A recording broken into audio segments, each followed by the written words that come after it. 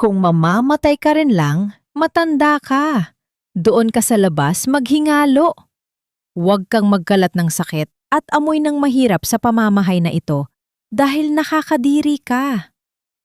Ang malulutong na salitang yon ay tila mga basag na bubog na humiwa sa malalim at tahimik na hapon.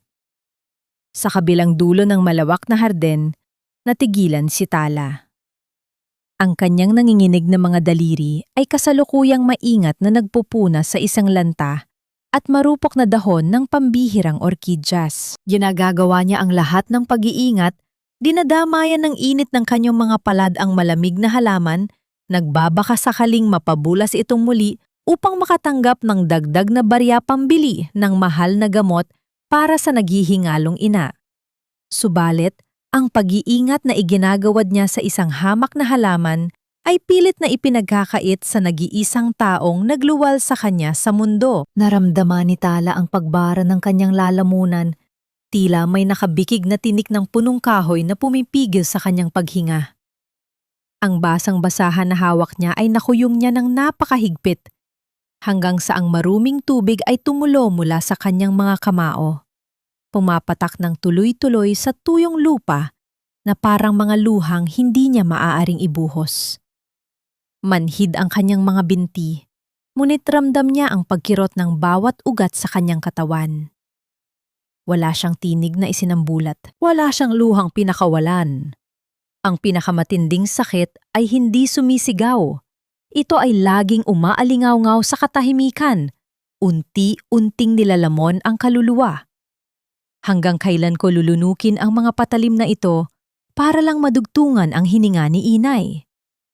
Ang kasunod na bumasag sa bulwagan ay ang malalim at paos na pag-ubo na yumanig sa payat, tila naghihingalong dibdib ni Luz Viminda. Nakayuko ang matanda sa malamig na sahig. Ang kanyang kupas na baro na amoy murang liniment at langis ay basang-basa ng malamig na pawis. Pilit niyang pinupunasan ang isang maliit na mansa ng putik sa makintab na sahig na marmol gamit ang kanyang nanginginig mabutong mga kamay. Nakatayo sa kanyang harapan ang mayordomang si Viring, nanlilisik ang mga mata at walang habas na tinapakan ang basahang hawak ng ina ni Tala kasama na ang dulo ng mga daliri ng matanda. Hindi na nakatiis si Tala. Binitiwan niya ang inaalaga ang halaman at patakbong lumapit. Lumuhod siya sa malamig na marmol, hindi alintana ang sakit ng matinding pagbagsak ng kanyang mga tuhod. Walang pag-aalinlangan niyang ginamit ang laylayan ng kanyang sariling damit, ang nag-iisang damit na maayos-ayos pa sa kanyang aparador upang punasan ang malamig na pawis sa noo ng ina. Pagkatapos ay mabilis at buong lakas niyang nilinis ang natitirang mansa sa sahig, kinukuskos ito hanggang sa mamula ang kanyang mga palad. "Ako na po, Aling Viring. Patawad po, hindi na po mauulit. Sumama lang po ang pakiramdam ni inay kaya siya naduwal." Panginginig na pagsusumamo ni Tala. Idinikit niya ang kanyang paningin sa sarili niyang anino sa sahig upang itago ang nag-aapoy na pait sa kanyang mga mata. Hawak niya ng mahigpit ang balikat ng kanyang ina, pinoprotektahan ito gamit ang sariling katawan. Bago pa man makasagot ang mabagsik na mayordoma, ang malamyos ngunit may awtoridad na ritmong hatid ng mga matulis na takong ay tila nagbabala ng isang paparating na bagyo mula sa itaas ng hagdanan. Lumitaw si Celestina. Ang kanyang suot na mamahaling bestida na kulay perlas ay tila sumasalamin sa karangyaan at kapangyarihan ng mansyong ito habang ang kanyang mukha ay inosente, maamo at nag-uumapaw sa pekeng habag. "Biring, ano ba yang naririnig ko? Huwag mo namang sigawan ang mga nakikitira lang natin." Ang boses ni Celestina ay kasing lambot ng seda, ngunit may nakatagong lason na unti-unting gumagapang sa bawat bigkas. Lumapit siya sa mag-ina, tumingin mula ulo hanggang paa na tila ba sila ay mga basurang hindi sinasadyang naiwan sa loob ng palasyo at nagpakawala ng isang malalim, madramang buntong hininga. "Alam mo naman, Tala, how generous this family is to you. Kung hindi dahil sa utang na loob at labis na awa ko sa nakakaawang kalagayan ng ina mo, matagal na kayong nakabulagta sa lansangan namamalimos sa gitna ng ulan. Pinapakain ko kayo, pinatitira ng libre, kahit pa alam nating lahat na pabigat lang yung ubo ng ubong matanda sa pamamahay ko. It's disturbing my husband's rest. Sana naman, in return, masuklian ninyo ng loyalty at walang reklamong paglilingkod ang kabaitan ko. Ang bawat salita ay isang pinungkarayom may ibinabaon ng malalim at mabagal sa pagkatao ni Tala. Ito ang paboritong laro ni Celestina, ang pagmuhain kang walang kwenta, walang laban, at isang linta, habang ginagawa niyang santo ang kanyang sarili sa paningin ng mga nakapaligid. Ipinapamuha ng madrasta na ang paghinga ni Tala ay isang pribilehiyong utang nila sa kanya. Lulunukin ni Tala ang kanyang dangal, kahit gaano pa ito kapait. Pinisil niya ng marahan ang magaspang at nanginghinig na kamay ng ina na ngayon nakakapit sa kanyang braso upang pigilan siya sa paglaban. Opo, Senyora Celestina. Maraming salamat po sa inyong walang hanggang habag at pasensya sa amin. Sagot ni Tala, ang boses ay basag, nangangatal, ngunit pilit na nagpapakumbaba. Isang tila na sisiyahang, palihim ng ngiti ang sumilay sa mapupulang labi ni Celestina bago ito tumalikod. Naglakad siya ng may kahinhinan patungo sa isang maliit na mesang pilak sa gilid ng sala kung saan nakahanda ang paboritong pampatulog na tsaa ni Don Aurelio. Nang akalain niyang walang nakatingin at abala ang lahat sa ina ni Tala, palihim na dinukot ng madrasta ang isang maliit na pakete mula sa bulsa ng kanyang palda. Mabilis at sanay niyang ibinuhos ang mga dinurog na dahong may kakaiba at maitim na kulay sa umuusok na tasa ng porselana. Mula sa kanyang kinakaluhuran, napansin ni Tala ang mabilis na galaw na iyon. Isang mapait, matapang at nakasusuyang amoy ang sumama sa singaw ng mainit na tubig. Amoy na pamilyar sa isang dalubhasa sa mga halaman na tulad niya. Pamilyar siya sa amoy ng kalikasan. Mula sa mga halamang nagpapagaling hanggang sa mga halamang unti-unting sumisira sa laman at isip. Hindi yon ordinaryong tsaa. Walang halamang pampatulog ang nagtataglay ng ganoong kapait na amoy na nakakabutas ng ilong. Napatitig si Tala sa ibabaw ng tasa. Ang kanyang isip ay mabilis na nag-uugnay ng mga detalye sa naguguluhang isip ni Don Aurelio nitong mga nakaraang buwan. Kasabay ng pagtigil ng pag-ikot ng kutsara sa loob ng porselana, dahan-dahang lumingon si Celestina. Nahuli ng kanyang mga matalas na mata ang pinigilang gulat na bumalatay sa inosenteng mukha ni Tala. Ang maamo at mapagmalasakit na mukha ng madrasta ay unti-unting napalitan ng isang malamig, nakapanghing ilabot at nakakamatay na ngisi. Walang anumang ingay o gulat, lumapit si Celestina ng bahagya, nakatitig ng tuwid sa mga nanginginig na mata ni Tala at bumulong sa tonong walang takot at puno ng pagbabanta habang hawak ang tasang naglalaman ng tahimik na kamatayan. May problema ba, Tala? O gusto mo ring tikman ang tsaan ng asawa ko? Ang basag at walang buhay na titig ni Don Aurelio ay tila nakapako sa kawalan matapos maubos ang laman ng porselanang tasa. Nakaupo lamang siya roon, tila isang rebultong inagawa ng kaluluwa, habang dahan-dahang hinahaplos ni Celestina ang kanyang balikat ng may peking pagmamahal. Ito ang sumalubong sa mga mata ni Inigo. Ang mabigat na pagtulak niya sa mataas na pintuan ng mansyon ay naghudyat ng pagbabalik ng isang anak na matagal nang pinagkaitan ng tunay na tahanan. Umalis si Inigo patungong Europa upang takasan ang sakit ng pagkawala ng kanyang ina.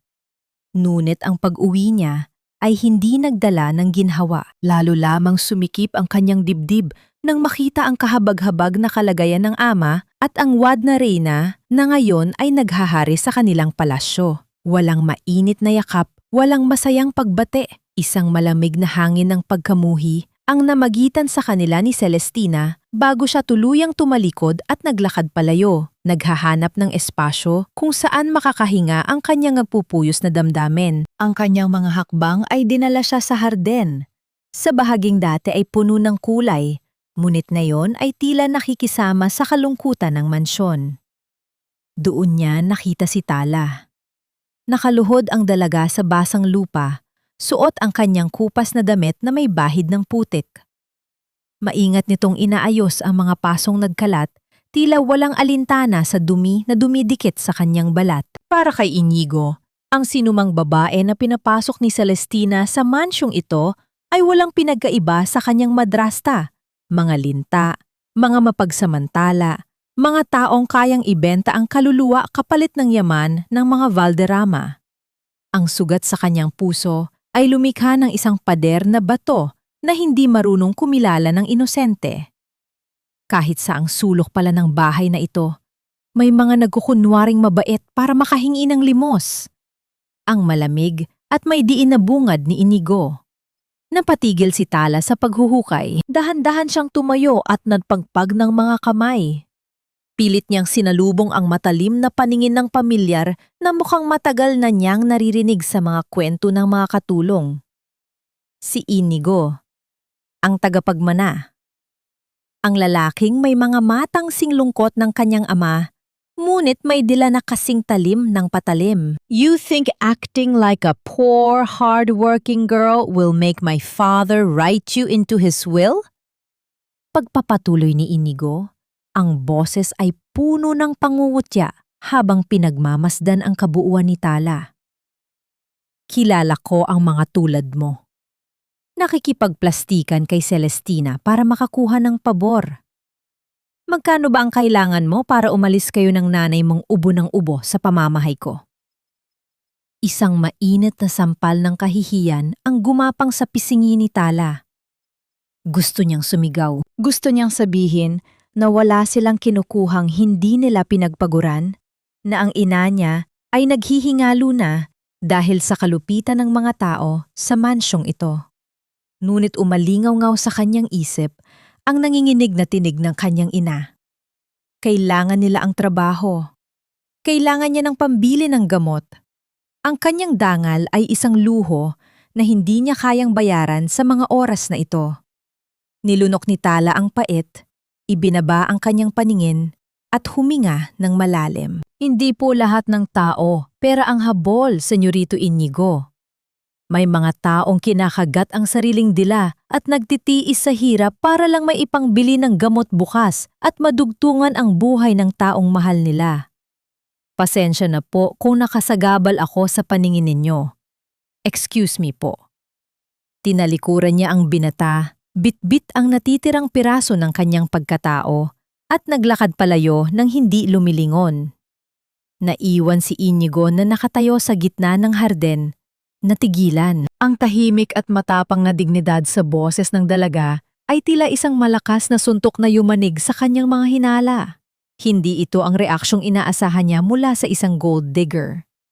Pagsapit ng gabi, ang mansyon ay binalot ng nakabibinging katahimikan. Nakatayo si Inigo sa tabi ng bintana ng kanyang kwarto. Ang isip niya ay ginugulo ng isang malalim na katanungan na matagal na niyang itinatago. Bakit hinayaan ng kanyang ama na sirain ni Celestina ang kwarto ng kanyang yumaong ina? Ang kwartong iyon ay ginawa na ngayong imbakan ng mga lumang gamit, isang tahasang pambabastos sa alaala ng unang reyna ng tahanan. Habang naghahanap ng sagot sa kawalan, nahagip ng kanyang paningin ang isang pamilyar na bulto sa loob ng umiilaw na greenhouse. Si Tala. Mula sa kanyang kinatatayuan sa ikalawang palapag, pinagmasdan niya ang dalaga. May hawak itong isang tuyo at tila patay na halamang may puting rosas, ang paboritong bulaklak ng kanyang yumaong ina na matagal na niyang inakalang namatay na rin kasama nito. Nakita ni Inigo ang maingat na paghimas ni Tala sa mga talulot. Sa ilalim ng maputlang liwanag ng buwan, isang patak ng luha ang kumawala mula sa mga mata ni Tala. Dahan-dahang dumausdos sa kanyang pisingi, hanggang sa mahulog ito sa lanta at malungkot na talulot ng rosas. Ngunit hindi hinayaan ni Tala na magtagal ang kalungkutan. Mabilis niyang pinunasan ang kanyang mga mata gamit ang likod ng kanyang kamay. Bumakas ang isang mainit at tapat na ngiti sa kanyang mga labi habang may ibinubulong siyang tila isang panalangin o kundi man sa halaman, binubuhos ang lahat ng natitirang pagmamahal sa isang bagay na inakala ng iba na wala ng pag-asa. Isang kakaibang kaba ang naramdaman ni Inigo sa kanyang dibdib. Ang yelo ng kanyang galit ay tila unti-unting pinapatak ng init mula sa ngiti ng dalagang ininsulto niya kaninang hapon.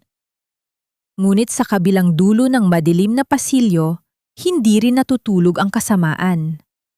Nakatayo si Celestina sa anino, umiinom ng pulang alak habang malamig na nakatingin sa labas ng bintana. Sa kanyang likuran ay si Viring na naghihintay ng utos. Masyadong matalas ang pakiramdam ng babaeng yan. Ang malamig na bulong ni Celestina, ang kanyang isip ay bumabalik sa naganap na insidente ng tsaa.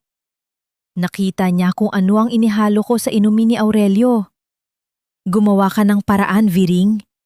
Bago pa man makialam at mapalapit si Inigo sa kanya, gusto kong lumayas ang mag-inang yan dito nang walang danggar na natitira at kinamumuhiyan ng buong mundo. Sa gitna ng tahimik at malamig na gabi, isang tuyong talulot ng puting rosas ang dahan-dahang nalaglag sa lupa. Ang lumang bodega sa likod ng mansyon ay parang isang malawak na puntod ng mga alaalang matagal nang ibinaon sa limot. Mabigat at amoy alikabok ang hangin, tila pinipigilan ang sinumang pumasok na makahinga ng maayos. Ang mabigat na pintuang kahoy ay mariing isinara mula sa labas. Kinukulong ang liwanag at iniiwan si Tala sa malamig na yakap ng dilim. Walang awang iniwan ni Viring ang dalaga sa gitna ng matataas na salansan ng mga lumang kasangkapan. Dala ang isang malupit na utos. Hindi siya maaaring lumabas at walang anumang dadaan sa kanyang sikmura hanggang hindi kumikinis ang bawat sulok ng maruming silid. Ramdam ni Tala ang matinding hapdi sa kanyang mga braso at ang panghihina ng kanyang mga tuhod. Kanina pa siyang walang kain. Idinadaan na lamang sa malalalim na pag-utot ng paghinga ang gutom na kumakalam sa kanyang tiyan. Subalit ang bawat panginginig ng kanyang mga kalamnan ay tinatapatan niya ng isang matibay na pag-asa, ang mukha ng kanyang inang naghihintay ng gamot. Lumuhod siya sa maruming sahig at sinimulang kuskusin ang makapal na dumi. Habang naglilipat ng isang tumpok ng mga nabubulok na libro, nahagip ng kanyang paningin ang isang maliit na kahong-kahoy na nakatago sa ilalim ng isang silyang sira ang paa. Maingat niya itong hinila palapit. Sa kabila ng makapal na agyo na nakabalot dito, malinaw na nakaukit sa gilid ng takip ang isang pamilyar na pangalan. Luz Viminda. Kumunot ang noo ni Tala. Mabilis na nagunahan ang mga tanong sa kanyang isipan. Ano ang ginagawa ng pangalan ng kanyang ina sa isang tagong kahon sa loob ng bodega ng mga Valderrama? Bago pa man niya mabuksan ang takip upang tuklasin ang lihim nito, dumulas ang kanyang kamay sa isang nakausling pako mula sa sirang estante. Isang matalim na kirot ang gumapang sa kanyang hintuturo. Kusang napapikit si Tala habang mainit na dugo ang mabilis na umagos mula sa malalim na hiwa, tumutulo ng dahan-dahan sa maalikabok na sahig. Sa gitna ng kanyang pag-inda, isang sinad ng liwanag ang pumasok nang dahan-dahang bumukas ang pinto ng bodega. Ang matangkad na bulto ni Inigo ay lumitaw mula sa anino. May dalang isang maliit na lampara at isang nakabalot na supot. Ang kanyang mga kilay ay salubong, ngunit ang kanyang mga mata ay naghahanap. "What do you think you're doing here in the dark?" Ang boses ni Inigo ay may bahid ng inis, ngunit wala na roon ang talim ng pangungutya na narinig ni Tala kaninang hapon. "It's past dinner time. Gusto mo bang mamatay sa gutom sa loob ng bahay namin para kami pa ang masisi?" Mabilis na itinago ni Tala ang kanyang naggurugong kamay sa likuran at ibinaba ang paningin. "Inutusan po ako ni Aling Viring na linisin ang bodega." "Huwag po kayong mag-alala. Tatapusin ko na po ito agad para hindi ako makadagdag sa iisipin ninyo." Naglakad papalapit si Inigo. Inilapag ang lampara sa isang malinis na mesa at iniabot ang supot na naglalaman ng mainit na tinapay at isang botelya ng tubig. "Take this. Hindi ako nagpapakain ng mga katulong, Pero hindi ko rin kayang makita na may nagugutom sa pamamahay ko habang nagpapakasasa ang iba. Dahan-dahang inabot ni Tala ang supot. Sa pagkuha niya nito, hindi sinasadyang nagdikit ang kanilang mga daliri. Isang mainit na kuryente ang tila dumaloy mula sa balat ni Inigo patungo sa malamig at nanginginig na kamay ni Tala. Natigilan ang dalawa. Sa kauna-unahang pagkakataon, nagtama ang kanilang mga paningin. Nakita ni Inigo ang lalim ng kalungkutan sa mga mata ng dalaga. Isang kalungkutang pamilyar sa kanya. Isang kalungkutang matagal na niyang itinatago sa kanyang sariling dibdib mula nang mawala ang kanyang ina. Nang mapansin ni Inigo ang pamumula sa likuran ng damit ni Tala, kung saan itinago nito ang kabilang kamay, mabilis niyang hinawakan ang pulso ng dalaga at dahan-dahang inilabas ito sa liwanag. Kumunot ang kanyang noo nang makita ang patuloy na pagdugo ng hintuturo nito. Walang salitang namagitan. Dumukot si Inigo ng isang malinis at puting panyo mula sa bulsa ng kanyang pantalon. Maingat at tila takot na makasakit palalo, binalot niya ang panyo sa nasugatang daliri ni Tala.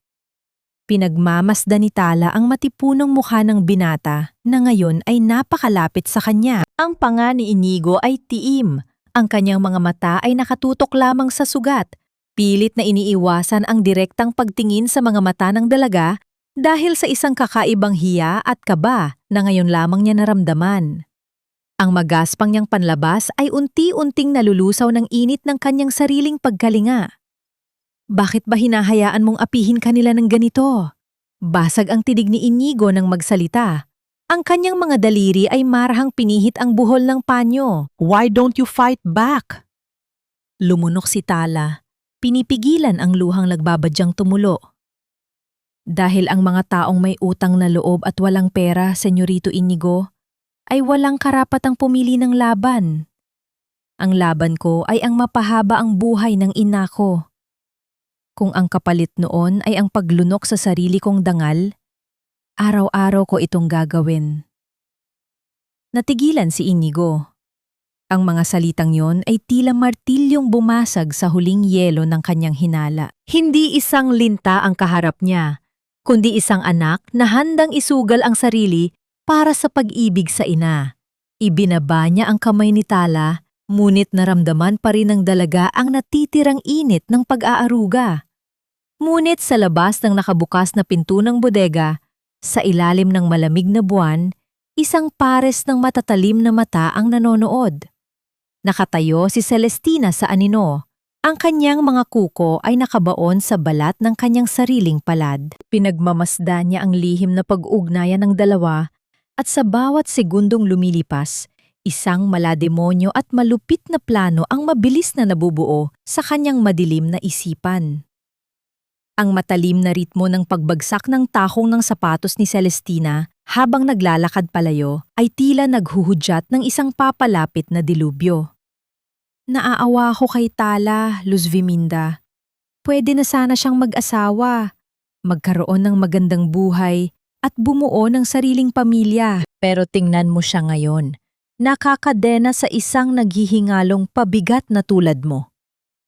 Ang malamig at tila nagmamalasakit na tinig ni Celestina ay mas matalim pa sa anumang patalim na maaaring isaksak sa dibdib ng isang ina.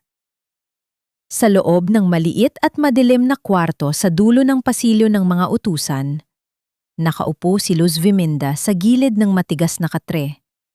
Nanginginig ang kanyang mga kamay habang maingat na tinutuping muli ang isang lumang kamiseta ni Tala. Nakatayo sa kanyang harapan ang madrasta ng mansyon, balot ng mamahaling pabango na tila sumasakal sa maliit na espasyo ng kwarto. Hindi sumagot si Luz Viminda. Ibinaba niya ang kanyang paningin. Pinipigilang pumatak ang mga luhang nagbabadyang magbunyag ng kanyang matinding pighati. Bawat ubo na pinipigil niya ay tila pumupunit sa kanyang sariling lalamunan, ngunit mas masakit ang katotohanang ibinabato sa kanya ni Celestina. Look at her! She's wasting her youth! Pagpapatuloy ni Celestina habang inililibot ang matatalim na paningin sa abang silid. Araw-araw siyang nagpapakakuba sa paglilinis at pag-aalaga ng mga halaman para lang may maipambili ng gamot na hindi naman nakakapagpagaling sa'yo. Pinahahaba mo lang ang paghihirap niyang bata ka. Kung tunay mo siyang mahal, bakit hindi mo na lang siya palayain? You are selfish, Luz Viminda.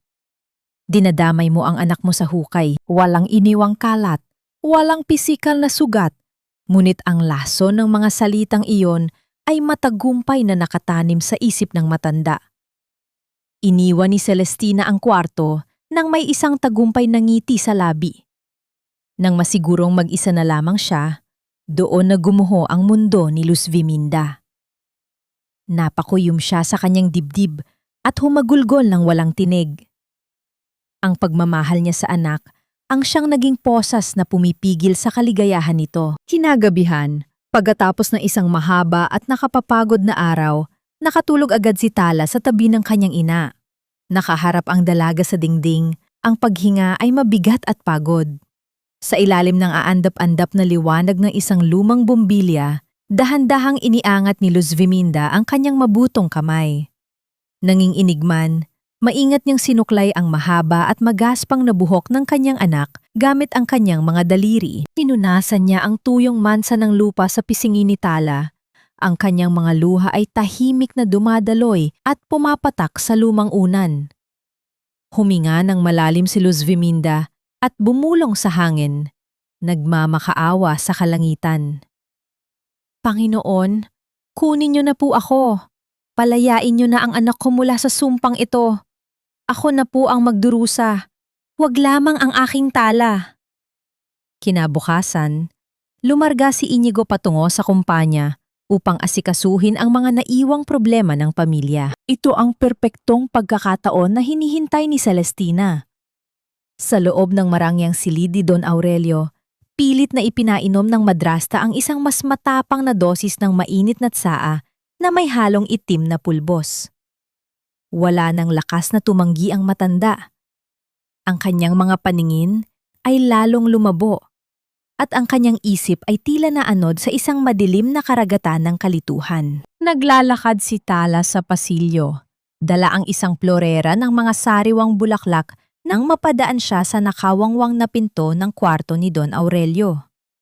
Nakita niya ang kaawa-awang kalagayan ng haligi ng tahanan. Nakasandal sa silya, nakatingala sa kisame habang may namumuong puting bula sa gilid ng mga labi nito. Isang matinding kaba ang bumalot kay Tala. Kailangan niya itong tulungan. Akmang hahakbang na sana siya papasok nang biglang manginig ang kanang kamay ni Don Aurelio. Mula sa nakabukas nitong palad, isang lukot na piraso ng papel ang dahan-dahang nahulog at bumagsak sa makapal na alpombra. Nanlaki ang mga mata ni Tala. May nakasulat sa papel na iyon. Ngunit bago pa man siya makapasok upang pulutin ang misteryosong mensahe, isang matalas at mahigpit na kuko ang bumaon sa kanyang braso mula sa likuran. Napasinghap si Tala sa sakit. Anong sinusilip-silip mo rito? Malandi ka? Ang mabagsik na boses ni Viring ay tila ahas na sumagpang sa kanyang tainga. Hinila ng mayordoma si Tala palayo sa pintuan. Pilit na inilalayo ang kanyang paningin sa nahulog na papel. Huwag kang umaaligid sa kwarto ni Don Aurelio kapag wala si Senyorito Inigo. Bumalik ka sa labas at maglinis. Tinabig ni Viring si Tala, kaya halos mapadapa ang dalaga. Wala siyang nagawa, kundi ang maglakad palayo. Ngunit ang kanyang isip ay naiwan sa piraso ng papel na nakahandusay sa sahig. May pilit na itinatago ang mga tao sa mansyong ito at ramdam niyang malapit ng sumabog ang katotohanan. Pagsapit ng gabi, ang inaasahang bagyo ay tuluyan ng bumagsak. Isang matinis at nakakabining tili ang nagmula sa ikalawang palapag. Ang boses ni Celestina ay umalingaw-ngaw sa buong mansyon, puno ng galit at pagkadesperada. Nagkagulo ang mga utusan. Nawawala ang pinakamahalagang alaala ng unang asawa ni Don Aurelio, ang mamahaling kwintas na diamante na itinuturing na kayamanan ng pamilya. Agad na ipinag-utos ni Celestina na halughugin ang lahat ng sulok ng bahay, lalo na ang mga silid ng mga taong itinuturing niyang patay gutom. Ang lahat ng mga mapanghusgang mata ay mabilis na bumaling sa direksyon ng kwarto ng mag-ina. Sa loob ng kanilang maliit na silid, mahigpit na magkayakap sina Tala at Luz Viminda na babalot ng matinding takot at pagkalito. Hanggang sa ang kanilang paghinga ay pinigil ng isang bayolenteng pagyanig mula sa labas. Ang malakas at walang awang paghampas ng mga kamao sa kanilang manipis na pintuang kahoy ay tila nagbabadya ng katapusan ng kanilang tahimik na mundo. Ang pintuan ay marahas na bumukas. Tumama sa dingding ng may lakas na tila baguguho ang buong silid. Pumasok si Viring na nanlilisik ang mga mata. Kasunod ang dalawa pang katulong na tila mga buitreng handang manakmal. Walang sabi-sabing sinimulan nilang baligtarin ang lahat. Ang maliit na aparador ni Tala ay itinumba. Ang mga lumang damit ay ikinalat sa sahig at ang banig na tinutulugan ni Luz Viminda ay marahas na hinila. Wala kaming kinuha. Maawa kayo. Huwag niyo kaming pagbintangan. Ang boses ni Tala ay nanginginig sa takot habang pilit niyang itinatayo ang kanyang inang. Halos mawala na ng hininga sa sobrang nerbiyos. Ngunit ang kanyang pagsusumamo ay tila hangin lamang na dumaan sa pandinig ng mga ito. Isang matunom na kalansing ang bumasag sa ingay nang biglang iangat ni Viring ang tanging una ni Luz Viminda. Mula sa ilalim nito, bumagsak ang isang maningning na bagay na tila nanunuya sa kanilang kahirapan. Ang mamahaling kwintas na diamante, ang kayamanang sinasabing nawawala, ay nakahiga ngayon sa ibabaw ng maruming sahig. Magnanakaw! Mga ahas na pinalaki sa loob ng mansyon! Ang sigaw ni Viring ay umalingaw-ingaw sa pasilyo, tila isang hatol ng kamatayan. Sa gitna ng kaguluhan, dumating si Celestina, dahan-dahang naglalakad, may hawak na panyo sa kanyang ilong na tila ba nandidiri sa hangin ng kwarto. Kasunod niya si Inigo na ang mukha ay balot ng matinding kalituhan at sakit. Inigo, tingnan mo, sila na ang binigyan natin ng bubong sa itaas ng kanilang mga ulo. Sila pa ang may ganitong kapal ng mukha. Ang boses ni Celestina ay puno ng peking pighati. Ngunit ang kanyang mga mata ay nagbiningning sa tagumpay habang nakatingin kay Tala.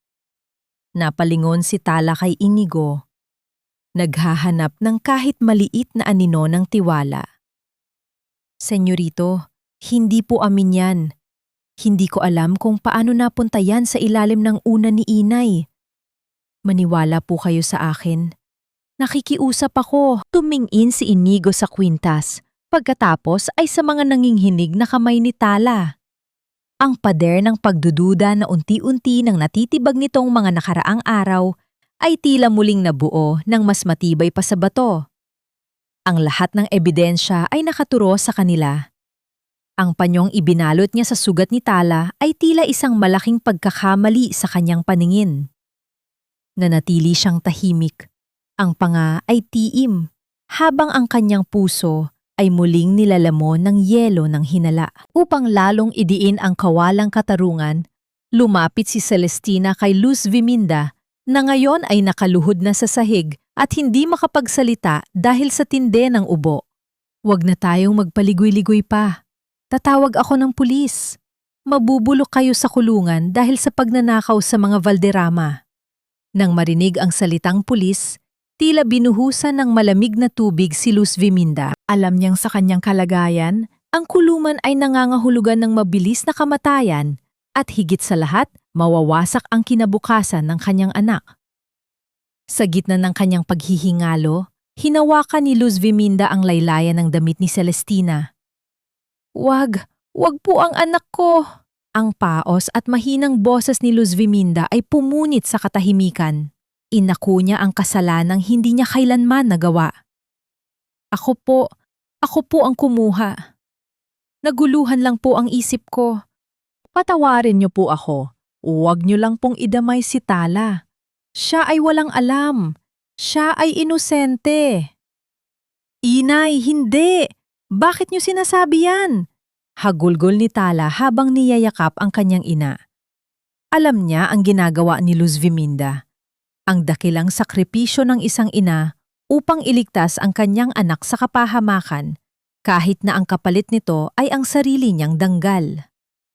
Sa isang sulok ng hardin, nakatayo si Mang Pedring, ang matandang hardinero. Pinapanood niya ang eksena mula sa labas ng bintana. Ang kanyang mukha ay puno ng lungkot at may hawak siyang isang lihim na alam niyang hindi pa panahon upang ilabas. May alam siya sa mga galaw ni Viring bago maganap ang kaguluhan. Ngunit ang kanyang boses ay walang laban sa kapangyarihan ni Celestina. Habang hinihila ni Viring si Luz Viminda palayo, si Celestina ay lumapit ng bahagya kay Tala. Ang kanyang mukha ay nasa anino upang hindi makita ni Inigo. Isang malademonyong bulong ang pinakawalan niya sa tainga ng dalaga. Ito ang mangyayari sa mga taong sumusubok na tumingin sa mga bagay na hindi para sa kanila. Kung gusto mong hindi ko ituloy ang demanda sa nanay mo, makinig ka ng mabuti sa susunod kong sasabihin. Ang malamig na boses ni Celestina ay nag-iwan ng isang alingonggaw na tila isang tanikalang iginagapos sa leeg ni Tala. Ang gabi ay naging mas madilim at ang ulan ay nagsimulang pumatak, tila nakikiramay sa darating na mas matinding unos. Ang langit ay tila nakikiramay sa bigat ng dinadalang dusa ni Tala nang magsimulang bumuhos ang isang malakas at malupit na ulan. Sa loob ng silid-aklatan, ang boses ni Celestina ay kasing talim ng labaha habang inilalatag ang kanyang huling kondisyon. Walang pagpipilian si Tala. Para sa kalayaan ng ina at para sa gamot na magpapatibay sa hininga nito, kailangan niyang saksakin ang sarili niyang puso. Lumabas si Tala sa ilalim ng madilim na pasilyo, basang-basa ang kanyang mga paa at nanginginig ang buong katawan. Doon sa balkonahe, naghihintay si Inigo.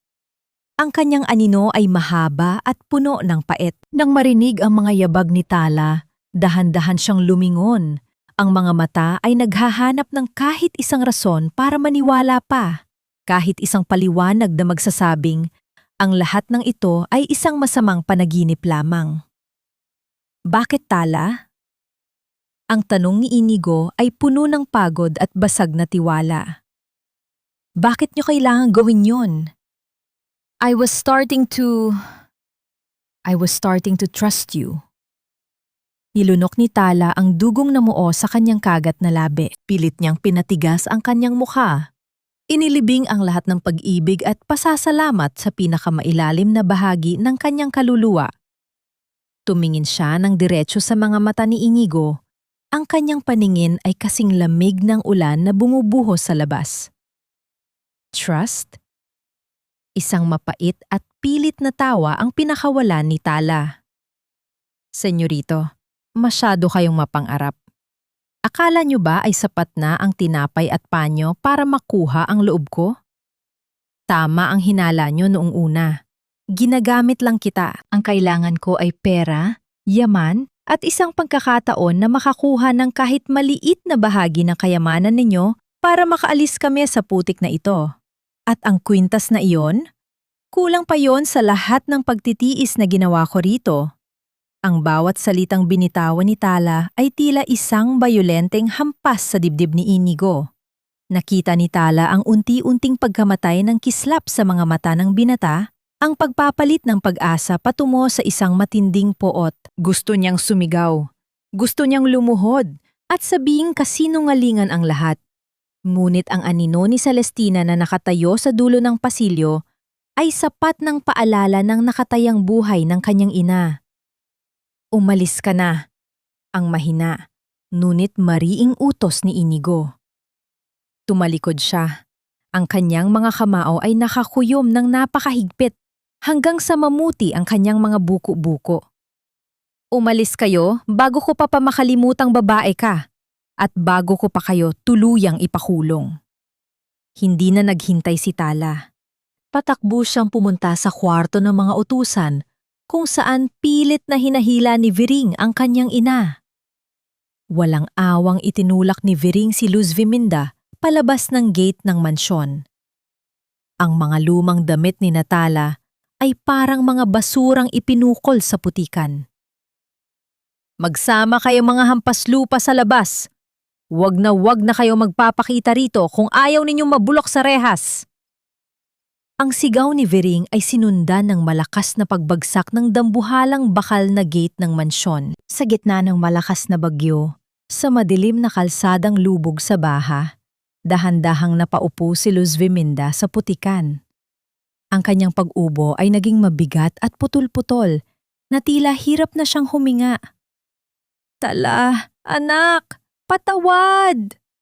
Mahinang bulong ng matanda bago dahan-dahang pumikit ang kanyang mga mata at sumandal ang kanyang ulo sa mga bisig ng dalaga.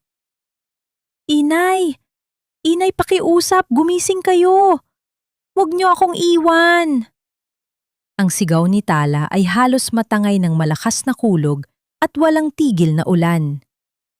Niyakap niya ng mahigpit ang malamig at basang katawan ng ina habang ang kanyang mga luha ay humahalo sa maruming tubig ng kalsada.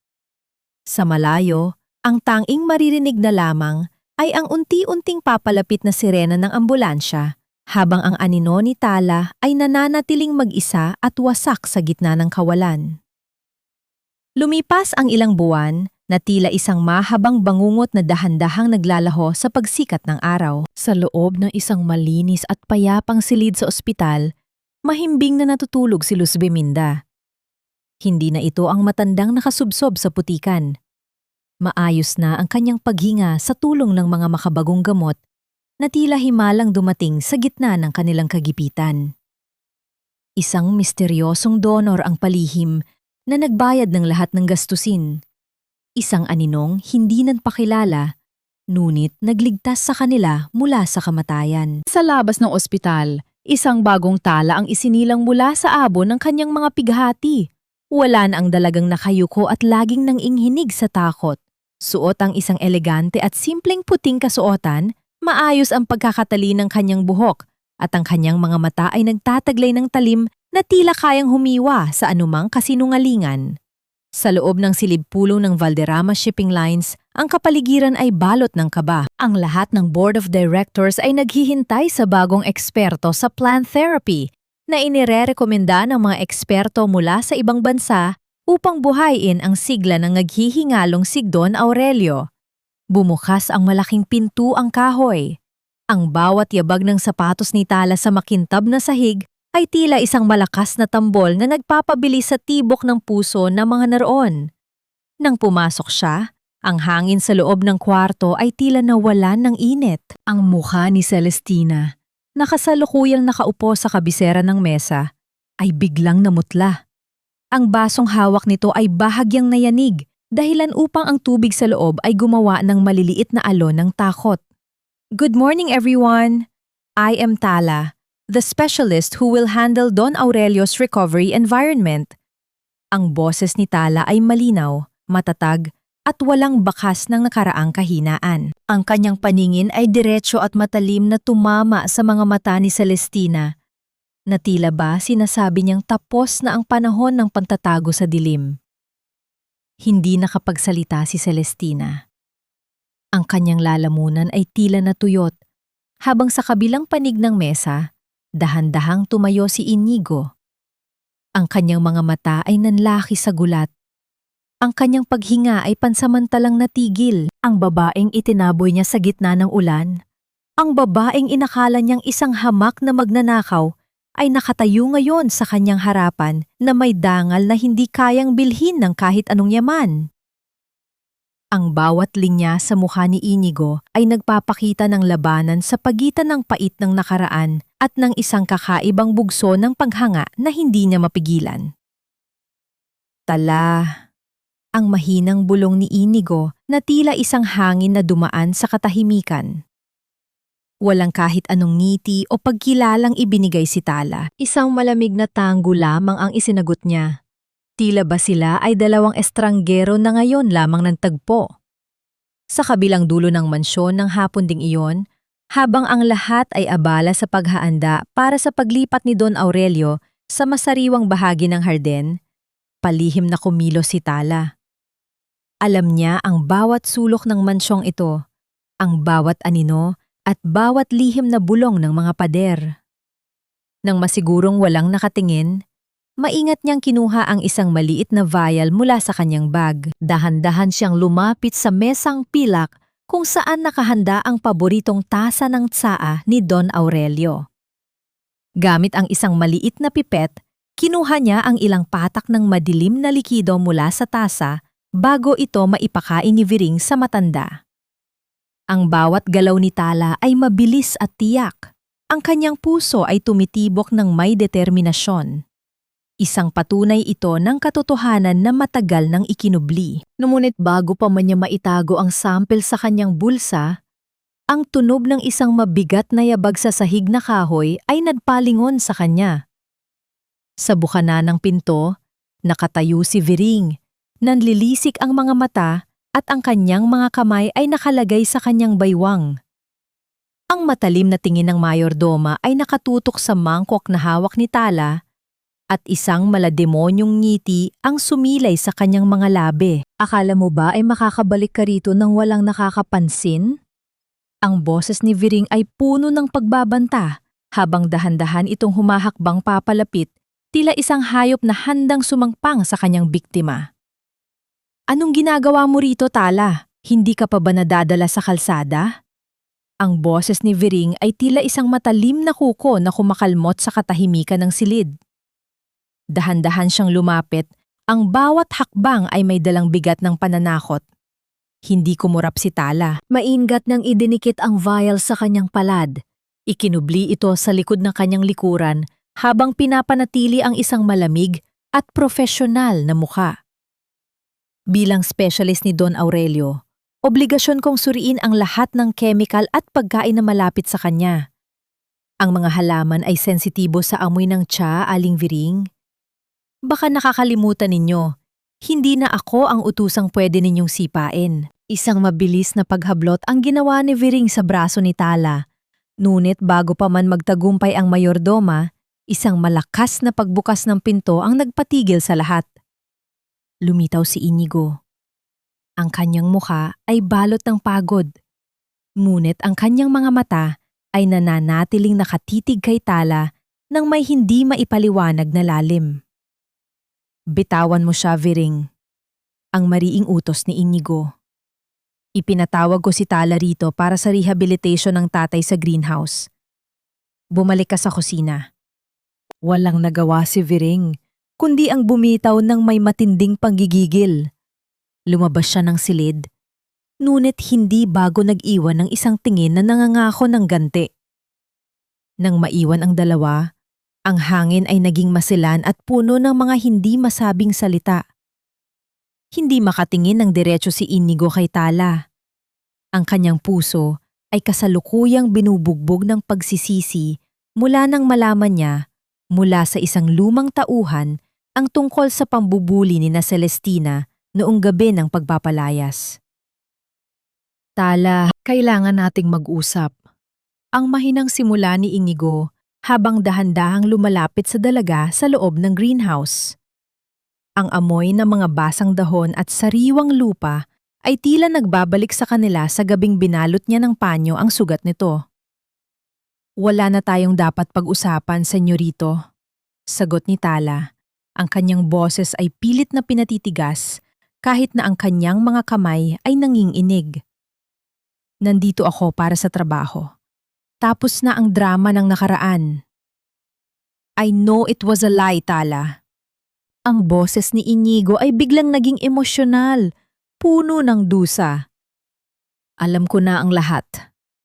Alam kong pinilit ka ni Celestina na sabihin ang mga bagay na yon para iligtas ang nanay mo. Bakit hindi mo sinabi sa akin? Bakit hinayaan mo akong magalit sa iyo? Ang mga salitang iyon ay tila bumasag sa matibay na pader na itinayo ni Tala. Ang kanyang mga mata ay biglang nagtubig at ang lahat ng sakit na kinimkim niya sa loob ng ilang buwan ay biglang sumabog. At maniniwala ba kayo? Senyorito, isa lang akong anak ng utusan sa paningin ninyo noon. Wala akong boses, wala akong kakampi. Ang tanghing nasa isip ko lang ay huwag mamatay ang nanay ko sa putikan. Sa isang iglap, hindi na nakapagpigil si Inigo. Humakbang siya ng mabilis at hinila si Tala patungo sa isang mahigpit at emosyonal na yakap. Isang yakap na tila humihingi ng tawad sa lahat ng pagkakataong hindi niya ito pinakinggan. Isang yakap na nagpaparamdam ng proteksyon na matagal nang ipinagkait sa dalaga. Ibinuhos ni Tala ang kanyang mga luha sa dibdib ni Inigo, habang ang binata ay dahan-dahang idinikit ang kanyang noo sa noo ni Tala, bumubulong ng mga pangako ng pagbawi at katarungan. I will protect you this time, Tala. Hinding-hindi ko nahahayaang saktan kanila muli. Ang bulong ni Inigo. Ang kanyang mga kamay ay marahang humahaplos sa likod ng dalaga upang pakalmahin ang hikbi nito. Sa gitna ng kanilang paglalapit, isang misteryosong detalye ang nakakuha ng atensyon ni Tala. Mula sa kinatatayuan nila sa greenhouse, tanaw ang malaking alpombra sa bulwagan sa pamamagitan ng glass wall. Isang kakaibang anino ang tila gumagalaw sa ilalim ng mga hibla nito kapag tinatamaan ng liwanag ng buwan. Isang bagay na laging tinititigan ni Celestina nang may halong takot at kasakiman. Bago pa man sila makakilos upang mag-imbestiga, narinig nila ang pagpihit ng doorknob ng kwarto ni Celestina sa itaas. Ang tunog ng mga yabag na papalapit sa kinalalagyan nila ay nagbigay ng hudyat na ang panganib ay mas malapit kaysa sa inaakala nila. Mabilis na humakbang sina Tala at Inigo patungo sa pinakamadilim na bahagi ng greenhouse. Nagtatago sa likuran ng malalago at naglalakihang mga pako nang marinig ang tunog ng pagpihit ng kandado. Ang bawat tibok ng puso ni Tala ay tila isang malakas na tambol na kumakaba sa kanyang dibdib, habang ang init ng palad ni Inigo na nakatakip sa kanyang bibig ay nagbibigay ng kakaibang kapanatagan sa gitna ng panganib. Mula sa kanilang pinagtataguan, nakita nila ang anino ni Celestina na dahan-dahang pumasok sa loob. Ang kanyang mga hakbang ay mabigat at puno ng pag-aalinlangan. Hindi ito ang palalong babae na nakita nila sa boardroom kanina. Ang kanyang mukha ay balot ng matinding takot habang nakatingin sa malaking alpombra na nakasabit sa tapat ng glass wall. May hinahanap siya. May kinatatakutan siyang katotohanan na tila ba bumabangon mula sa mga hibla ng tilangyon? Nang tuluyang makaalis ang madrasta, isang matandang boses ang bumasag sa katahimikan mula sa labas ng greenhouse. Si Mang Pedring, ang matandang hardinero, ay nakatayo roon na may dalang isang lumang gasera. Ang kanyang mga mata ay puno ng luha at paggalang habang nakatingin kay Tala. Panahon na para malaman ninyo ang totoo. Ang mahinang simula ni Mang Pedring. Ang kanyang boses ay nanginginig sa bigat ng lihim na dinala niya sa loob ng maraming taon. Ang alpombra na yan na laging tinititigan ni Celestina ay hindi lamang basta dekorasyon. Iyan ang huling pamana ng iyong yumaong ina Inigo at ang iyong ina Tala ang naghabi niya ng may kasamang panalangin at babala. Dahan-dahan silang lumapit sa malaking alpombra. Sa ilalim ng liwanag ng buwan at ng gasera ni Mang Pedring, itinuro ng matanda ang mga kakaibang pattern sa gilid ng disenyo. Ang sining ng paghahabi ni Luz Viminda ay hindi lamang para sa kagandahan. Bawat tahi at bawat kulay ay may katumbas na titik at simbolo. Isang lihim na mensahe ang nakatago sa loob ng mga bulaklak na hinabi ng kanyang ina. Ang iyong ina, Tala, ay naging lihim na katuwang ng unang asawa ni Don Aurelio. Pagpapatuloy ni Mang Pedring habang hinahaplos ang magaspang na tila. Bago pumanaw ang iyong ina Inigo, nalaman niya ang tungkol sa masamang balak ng pamilya ni Celestina. Alam niyang papasok ang ahas sa loob ng tahanan ninyo. Dahil hindi na niya kayang magsalita noon, si Luz Viminda ang naghabi ng katotohanan sa alpombrang ito. Isang patunay na si Celestina ay matagal na ring may kasabot sa labas upang ubusin ang yaman ng mga Valderrama. Napahawak si Tala sa kanyang dibdib. Ang luha ng pagmamalaki at pighati ay sabay na dumaloy sa kanyang mga pisingi. Ang sining ng kanyang ina, ang bagay na pinaghirapan nito sa loob ng maraming gabi, ay ang mismong susi sa katarungan. Hindi lamang utang na loob ang nagbigay ng katapatan kay Luz Viminda, kundi ang isang sagradong pangako na protektahan ang pamilyang ito mula sa kasamaan. Habang pinagmamasdan nila ang mga nakatagong simbolo, naramdaman ni Tala ang vial sa kanyang bulsa. Alam niyang sapat na ang kanyang nakuhang sample upang patunayan ang paglalason. Ngunit ang alpombrang ito ang dudurog sa lahat ng kasinungalingan ni Celestina. Inigo, kailangan nating ibigay ang antidote ngayon. Ang determinadong bulong ni Tala. Ang isip ni Don Aurelio ay kailangang magising bago ang selebrasyon bukas. Ito na ang huling pagkakataon. Maingat silang pumasok sa kwarto ni Don Aurelio habang si Mang Pedring ay nanatili sa labas upang magbantay. Gamit ang kanyang kaalaman sa mga halaman, pinainom ni Tala ang matanda ng isang malinaw at mabangong likido na mula sa pinaghalong mga ugat at bulaklak na nagtataglay ng kapangyarihang maglinis ng lason sa katawan. Lumipas ang ilang minuto ng nakabibinging katahimikan. Ang paghinga ni Don Aurelio ay naging mas malalim. Ang kanyang mga kamay na dati ay nanginginig ay dahan-dahang kumalma sa gitna ng dilim habang ang liwanag ng buwan ay sumisilip sa bintana. Dahan-dahang idinilat ni Don Aurelio ang kanyang mga mata. Wala na roon ang ulat ng kalituhan. Ang kanyang paningin ay malinaw, matalas, at puno ng buhay. Tumingin ang matanda sa kanyang tabi at nakita ang kanyang anak. Ang kanyang nanginginig na kamay ay dahan-dahang itinaas upang hawakan ang mukha ni Inigo. Inigo, anak ko, ang mahina ngunit malinaw na boses ni Don Aurelio ay pumunit sa katahimikan. Tila isang himala na matagal nang hinintay ng buong tahanan. Ang gabi ng malaking selebrasyon sa mansyon ng mga Valderrama ay nagminingning sa ilalim ng dambuhalang mga chandelier. Ngunit ang bawat kislap ng kristal ay tila nagbabadya ng isang malaking pagguho. Nakasuot ng isang kulay gintong bestida si Celestina, nakatayo sa gitna ng bulwagan at may hawak na baso ng alak, habang malawak ang kanyang ngiti sa harap ng mga pinaka-impluwensyadong tao sa bansa. Ito na ang kanyang pinakahihintay na sandali, ang formal na pagpasa ng kapangyarihan ng kumpanya sa kanyang mga kamay, habang si Don Aurelio ay nananatiling nakakulong sa itaas sa ilalim ng anino ng lason at kalituhan. Maraming salamat sa inyong lahat. Ang mayabang na simula ni Celestina. Ang kanyang boses ay nag-uumapaw sa pekeng kababaang loob na matagal na niyang ginagamit upang linlangin ang mundo. Ang pag-aalaga sa aking asawa at sa kanyang kumpanya ay hindi naging madali. Ngunit sa ngalan ng pag-ibig at katapatan, handa akong pasanin ang lahat ng responsibilidad. Ngunit sa kalagitnaan ng kanyang talumpate, ang malalaking pintuan ng bulwagan ay biglang bumukas ng may malakas na puwersa. Tumigil ang musika. Ang bawat paningin ay dahan-dahang bumaling sa dalawang bulto na nakatayo sa gitna ng liwanag. Si Inigo, na ang mukha ay balot ng matinding pot at determinasyon, at si Tala, na ang kagandahan ay nagniningning sa gitna ng kanyang matapang na paninindigan. Itigil ang pagdiriwang na ito. Ang boses ni Inigo ay umalingaw-ngaw sa bawat sulok ng mansyon. Tila isang kulog na nagpatahimik sa lahat ng bulong.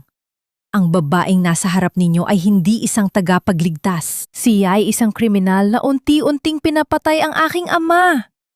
Isang malakas na singhap ang namayani sa karamihan. Mabilis na nagbago ang mukha ni Celestina. Mula sa pagiging palalo, patungo sa isang anyo ng matinding gulat na agad niyang pinalitan ng isang mapait na tawa. Inigo, anak ko, ano bang kalokohan ito? Masyado ka na yata nilalaso ng babaeng yan na pinalayas na natin dahil sa pagnanakaw. Wala nang bisa ang iyong mga kasinungalingan, Celestina. Ang matatag na sagot ni Tala habang itinataas ang isang vial na naglalaman ng itim na likido. Ito ang lason na bawat gabi ay ipinapakain mo kay Don Aurelio sa pamamagitan ng kanyang tsaa. At ito, turo ni Tala sa malaking alpombra na nakasabit sa silya ng kapangyarihan. Ang alpombra na ito ang nagtataglay ng lihim na mensahe ng katotohanan na matagal nang hinabi ng aking ina upang ilantad ang iyong kasamaan. Sinungaling! Ang matinis na sigaw ni Viring ay pumunit sa katahimikan habang mabilis itong lumalapit upang hablutin ang ebidensya mula kay Tala. Mga baliw kayo! Pulis! Tawagin ang mga pulis at ilabas ang mga basurang ito! Ngunit bago pa man makakilos ang mga security guard, isang boses ang nanggaling sa itaas ng hagdanan. Isang boses na hindi inakala ng sinuman na maririnig muli ng may ganoong kalakas na awtoridad. Hindi na kailangan ng pulis para sa kanila, Viring, dahil ang pulis ay narito na para sa inyo. Lahat ay napatitig sa itaas. Doon, nakatayo si Don Aurelio. Wala na ang kanyang wheelchair. Wala na ang kanyang lupaypay na anyo. Nakatayo siya ng tuwid, suot ang kanyang barong Tagalog, at ang kanyang mga mata ay nag-aapoy sa galit at katarungan. Sa tabi niya ay ang mga opisyal ng pulisya na kanina papalihim na nakikinig sa mga testimonya ni Mang Pedring at sa mga ebidensyang yaman ni Tala. Ang mukha ni Celestina ay tuluyang nawalan ng kulay. Napabitaw siya sa kanyang baso ng alak na bumasag sa sahig nang may tunog na tila naghuhudyat ng kanyang sariling pagbagsak. Aurelio, mahal ko, nakakabangon ka na. Huwag mo akong tawaging mahal, Celestina. Ang boses ni Don Aurelio ay may bigat ng 1,000 paet. Narinig ko ang bawat bulong ninyo ni Viring habang iniisip ninyong wala na akong malay. Nakita ko ang bawat patak ng lason na ibinibigay ninyo. Akala ninyo ay matatalo ninyo ang pamilyang ito. Ngunit nakalimutan ninyo na ang kabutihan ay laging may paraan upang mahanap ang liwanag. Sa isang iglap, pinalibutan ng mga pulis sina Celestina at Viring. Ang matinis na hiyaw ng protesta ni Celestina at ang mga iyak ng pangsusumamo ni Viring ay hindi pinakinggan habang ang malamig na bakal ng posas ay ikinakabit sa kanilang mga kamay. Hinila sila palabas ng mansyon sa harap ng lahat ng kanilang mga panauhin. Isang sukdulang kahihiyan na tila isang karma na matagal nang naghihintay na maisa katuparan. Nang tumahimik ang paligid, dahan-dahang bumaba si Don Aurelio sa hagdan. Ang kanyang bawat hakbang ay puno ng pagsisisi. Huminto siya sa harap ni Tala. Ang kanyang mga mata ay nagbabadyang lumuha. Sa harap ng lahat ng mga tao, ang makapangyarihang Don Aurelio Valderrama ay dahan-dahang yumuko, tila isang paghingi ng tawad na nagmula sa kaibuturan ng kanyang puso. Tala, anak, patawarin mo ako sa lahat ng aking naging pagkabulag. Ang basag na tinig ng matanda. Ang iyong ina, si Luz Viminda, ang tunay na bayani ng tahanang ito. Utang ko sa inyong dalawa ang aking buhay at ang dangal ng pamilyang ito. Walang salitang namagitan, ngunit ang mahigpit na paghawak ni Tala sa kamay ng matanda at ang paglapit ni Inigo upang alalayan ang kanyang ama ay sapat ng simbolo ng pagsisimula ng isang bagong yugto. Wala ng panganib, wala ng dusa, ngunit sa gitna ng katahimikan pagkatapos ng unos, isang mahalagang katanungan ang nananatili sa isip ng lahat. Ano na ang mangyayari sa pag-ibig ni Tala at Inigo, ngayong malaya na sila sa anino ng nakaraan? 6 na buwan ang mabilis na lumipas mula nang ang mga anino ng kasakiman ay tuluyang pinalayas sa mansyon ng mga Valderrama. Ang sikat ng araw sa hapong ito ay tila mas banayad at mas maliwanag, tumatagos sa mga salamin ng greenhouse at nagbibigay ng ginintuang kulay sa mga talulot ng mga pambihirang rosas na ngayon ay malulusog at namumukadkad na. Wala na ang nakabibinging katahimikan ng takot. Sa halip, ang hangin ay puno ng halimuyak ng mga bulaklak at ng mahinang himig ng mga ibon sa labas. Sa isang sulok ng harden, dahan-dahang umiindayog ang isang lumang silyang tumba-tumba. Doon nakaupo si Luz Viminda, suot ang isang malinis na baro na hinabi ng may pagmamahal. Ang kanyang mga pisingi ay muli ng may kulay at ang kanyang paghinga ay payapa na. Wala na ang hirap at bigat ng sakit. Pinagmamasdan niya si Don Aurelio na kasalukuyang nagbabasa ng dyaryo sa kanyang tabi.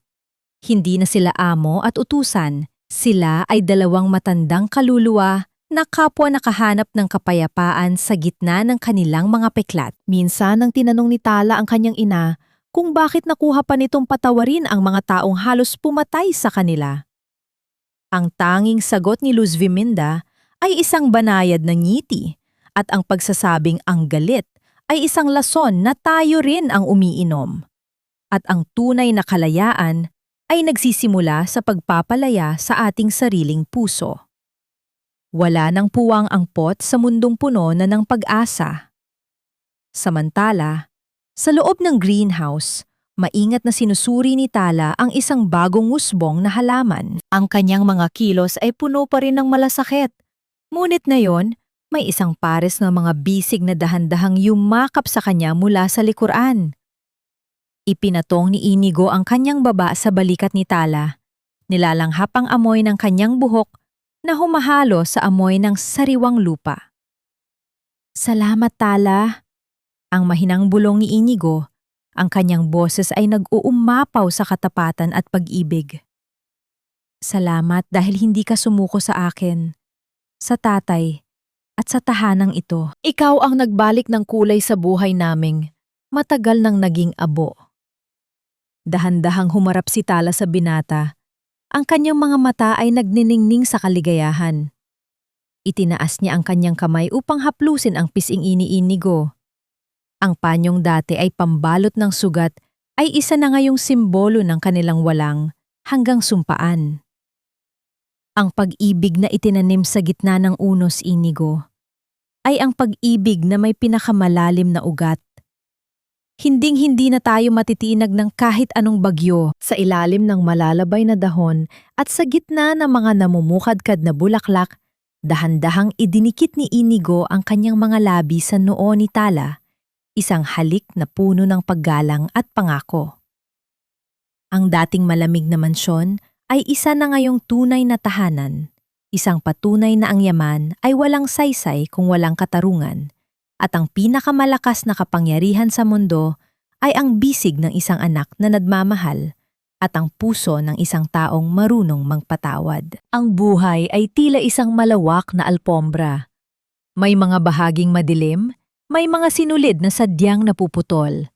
Ngunit hanggat may pag-ibig na humahabi sa bawat sandali, ang resulta ay laging isang obra maestrang puno ng ganda at pag-asa. Sa huli, ang katotohanan ang laging mananaig at ang mga pusong dalisay ay laging makakahanap ng daan pabalik sa isa't isa.